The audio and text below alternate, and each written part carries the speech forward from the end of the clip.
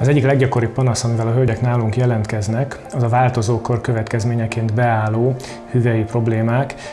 Ez nagyon gyakori. Hüvelyszárazsággal, viszketéssel, érzékenységgel, kicsi vérzésekkel járhat, az együttlétek kifejezetten nehézzé válhatnak, kifejezetten fájdalmassá válhatnak.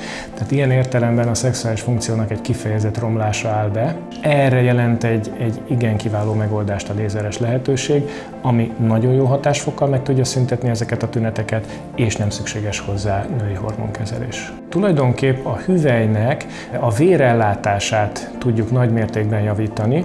Maga a kezelés úgy történik, hogy a lézerfejet egy kis üvegeszközzel a hüvelybe vezetjük, és ez egy nagyon-nagyon kontrollált, nagyon pontosan beállított lézer, tehát nem vág, nem éget, és ennek következményeként, hogyha megkapja a kezelést a hölgy, akkor utána néhány héten belül, 2-3 hónapon belül teljesen más lesz a hüvelynek a vérellátása, ennek következtében teljesen más lesz a nedv termelése, tehát vissza tudunk térni arra az állapotra, ami a változókor előtt volt, a hormonhiányos állapot kialakulása előtt volt, és tulajdonképp megszűnnek a hölgyeknek ezek a panaszai, a mindennapi életet megnehezítő nagyon kellemetlen panaszai, illetve vissza tudnak térni a teljesen normális szexuális élethez is.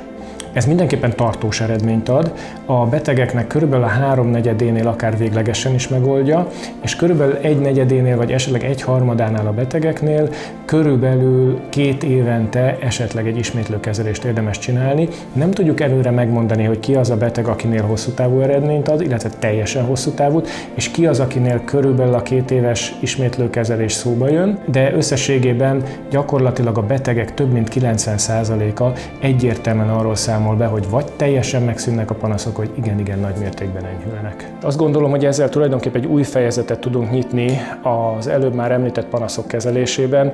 Hormonmentes a dolog, nincs szükség műtétre, nincs szükség kórházi befekvésre, nincs szükség altatásra vagy egyéb érzéstelenítésre. A hölgy megérkezik hozzánk, teljesen ambuláns módon megtörténik a kezelése, körülbelül 20 perc, majd utána rögtön vissza is tud térni a napi életvitelébe.